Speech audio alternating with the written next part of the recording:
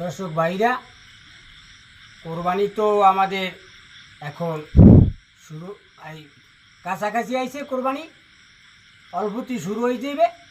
তাহলে দেখেন আমাদের হুজুরেরা এখনই বয়ান টয়ান করা শুরু করছে। আল্লাহর উপর ভরসা রাখতে হইবে। কোরবানি দিমু আল্লাহ রসুল নাম লইয়া, একটা ছাগল কিনবো, গরু লাগে বা কমু 3-4 ভাগ ভাগ তো আমু।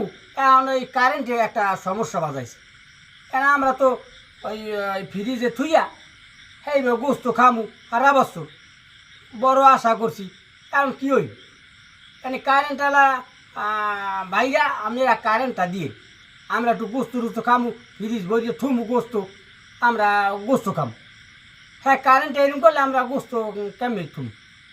তাহলে এবছর তাহলে এই গোস্ত রাখা যাবে না ফ্রিজে।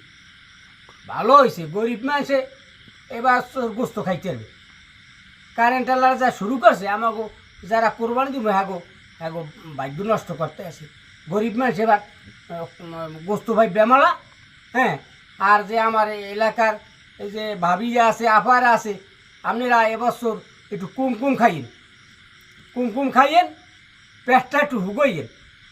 আর এবছর যারা নির্মুসির্মি আছে, যারা গরিব মানুষ আছে, যারা কোরবানি দিতে পারবে না, হ্যাঁ একটু পেটটা ফুলো, আপনাকে এবার পেটটা একটু টানে, হ্যাঁ আবার ভালো খাইতে হবে।